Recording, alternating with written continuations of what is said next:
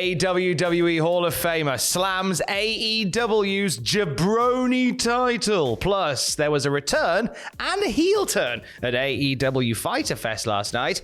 And are WWE planning a big change to SummerSlam? It's all in the wrestling news right now. AEW's Jabroni title. What? The words of Road Dogg Jesse James, WWE Hall of Famer. Road Dogg appeared on Dr. Chris Featherstone's podcast for Sports Keeda and had some advice for AEW. Now, when Road Dogg left WWE, that he was saying he was very keen to work for AEW. I don't think that's transpired, but there is some advice forthcoming anyway that goes, I would talk to them about television wrestling and what we're doing here. When you watch it, it looks like an indie show that somebody filmed with some nice cameras. People will win their match, get their hand raised, and just turn around and start walking away. It's like, oh, that's a great shot. Thank you, dude, who just won the match. And now, give me your A-crack and your back to look at. You have to think about it like it's a television show, because it is. He also didn't like Wardlow's match against Orange Cassidy. Oh, dear. Saying, I wasn't a fan. It took him 18 minutes to beat him. First, they give him the Jabroni title.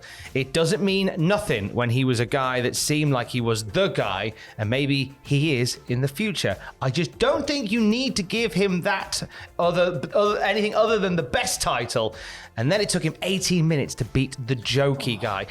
Now, there is something in amongst this that I sort of agree with what Road Dogg is saying. In the sense that Wardlow and Orange Cassidy isn't essentially a match that you have to have. And if you do have to have it, probably could have played out differently. I guess so, yeah. I think so, because you've got so many other people on the roster, and Road Dogg goes on to say this, there's so many other people on the roster that you could have had Wardlow against, like, just chewing through a number of people before something with Orange Cassidy could transpire. I feel like you're right there as well, but I think up to the point where Wardlow won the TNT title, he was kind of just dominating people and getting through that. I was quite excited to see Wardlow go up against Orange Cassidy and it be a longer affair as well. And I think it was also quite intriguing to see, you've got Wardlow, who's a big babyface at the moment, you've got Cassidy, who's a big babyface too. How is that going to play off one another, and how are the crowd going to get behind Wardlow when Orange Cassidy is such a beloved character? And I think they did that well too. I think Cassidy and the Best Friends played into the heelish antics of it by, bringing like a chainsaw out from under the ring and everything. And I think they both played off one another. I'm not a huge fan of Road Dogg saying the jokey guy, because we know Orange Cassidy is a range of things other than just the jokey guy. But I kind of agree with you as well in the sense that Wardlow did feel very hot, right? And it would feel nice to strike whilst the iron is hot and get him into maybe the big top picture. How do we feel about Road Dogg referring to the TNT title as, quote, the Jabroni title? At the moment, I mean, the way it's been portrayed on TV. Oh, you saying fair cop, go? I think maybe fair play there. However, I think prior to that, it did feel a little bit more special. And now I'm hoping that Wardlow restores that to the belt. I think that's what we were hoping when Wardlow won it, because it kind of went back and forth and didn't really have any real destiny for a while. Yeah. And there was hope that when Wardlow wins it, now we'll just have some strong, consistent title moments and title challenges. And but then again, as Road Dogg says, does he need that belt? Do we just hoy him straight at the top? Yeah. Fast track him up? Potentially. I think you need some stability there, and I think Wardlow has a stability for the TNT title. That's fine. Could there be others that could also do it? Absolutely. I think it's a good way as well to get Wardlow ready for the top shot too, because maybe perhaps he's not entirely there yet. He's very much getting there, and he's definitely honing his craft at the moment and putting the work in. So I think him having the TNT title and building up to the big moment, I think that's a good thing to do. I thought you said Top Shop then. Top Shop. Top Shop. It reminded me I need to buy some trousers. We had a heel turn last night on Fyter Fest as well. Hearts broken as we saw Ty Conti trying to get the Jericho Appreciation Society out of the shark cage in the main event above barbed wire everything, which is a gory old affair. Chris Jericho shared a photo of himself post-match. There it is. Ooh. Oh, horrible time. Grommet. Look at that. Grommet. Just Grommet. How did you know I was going to do that? I knew you were going to do that. Well, listen, Grommet fans think alike. We do, don't we? We do. So we had Ty Conti trying to get the cage down, the shark cage down, and here comes Ruby Soho to go, oh, no, you don't. Well, yeah, so Ruby Soho's by the ring already. She's there to stop anybody coming down to try and lower the cage. Great job she clearly did. She did a fantastic job. Anna Jay gets involved to try and say to Ty Conti, hey, what you doing? What are you doing?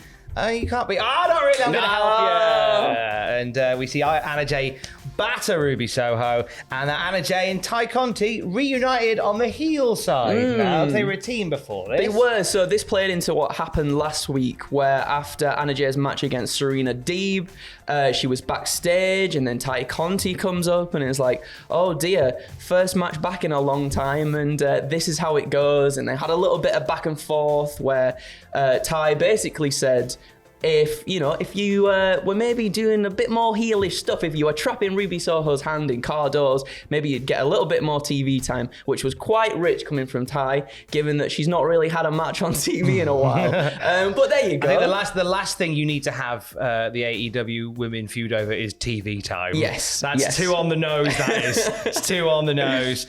So with that going on in the main event, we had a return on the last night's show as well, didn't we? We did. Whoa, whoa, whoa, whoa, whoa, whoa, whoa, whoa. Whoa, whoa, whoa. Oh, it's like Baltimore out here. Baltimore lesser. Am I right, kids? He's got you. Jungle Boy made his return. So Christian Cage and Luchasaurus were against the Varsity Blondes last night. And that match didn't last too long before it was a dominant victory for Luchasaurus and Christian Cage. And then post-match, there was a bit of a beatdown as well from Christian Cage and Luchasaurus. Luchasaurus. I say that 3 times fast. And three times fast. It looked like Luchasaurus was about... I can't even say his name, Tom. It looked like Luchasaurus was about to do the post-match beatdown stuff, and then Jungle Boy showed up with a chair in hand, walks down the ramp, and guess what? Well, you're going to tell me, I hope. I'm going to tell you. Luchasaurus, the big dinosaur boy, stood by the side of the little curly-haired boy. Stand by your boy. Which shocked Christian Cage so much that he had to run out into the crowd. Spat everywhere as well. Arena. He had a very wet mouth. He did have a very wet mouth. In his shock. Yeah. Now, I don't know whether I've been too conditioned to the wacky world of wrestling. Is this a heel turn on the cards for Luchasaurus? I mean, it was for a little while, wasn't it? Is it going to be a setup all along between Christian Cage and Luchasaurus? Oh. It smacks of like Triple H 2000 and 1999. It was a setup all along. I'm worried. With the way that they've changed Luchasaurus's demeanor and his attire, literally just painted it black and whatever. Now I could kind of see that. I think there's a lot more to it, because we don't know why Luchasaurus has kind of aligned himself with Christian Cage. Christian Cage kind of keeps thick dinosaur, whispering in his ear and things like that. So I don't know if there's something to be had there that explains what's been going on. I think you might be right, though. I think we say a heel turn. I mean, a swerve, a definite swerve at least. Anyway. Set up all along, like that time. Look up that time that Triple H got bitten by a rattlesnake. Oh, that was fantastic. That was fantastic, Tom. Set up all along. Talking of swerves, so we were going to talk today in the news, and this was, behind the curtain. This was prepped first thing this morning because I want to talk to you about a big change that was looking like it's going to be on the cards for SummerSlam. As Peacock this week put up a listing for SummerSlam, which is next Saturday, and instead of it being listed as TV PG, it was listed as TV 14. Oh, this would be the first time, since 2018 that SummerSlam got a TV 14 rating. That's quite intriguing. Which was suggesting that maybe this is now where WWE are going to, because there was conversation conversations about Raw going TV-14 again, and sort of the end of the PG era. So we thought, okay, there's a last man standing match between Brock Lesnar and Roman Reigns. Putting that to TV-14 gives you a bit more scope to be a bit more violent. We're going to talk all about that. But late last night on Peacock, they changed it back to TV-PG.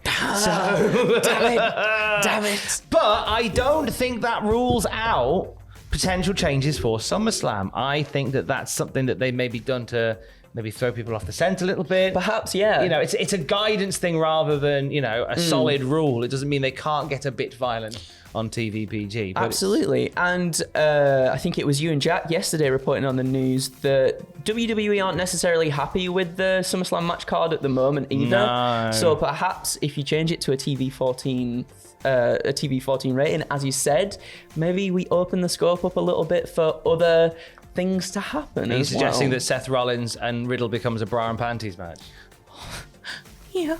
Yeah, absolutely.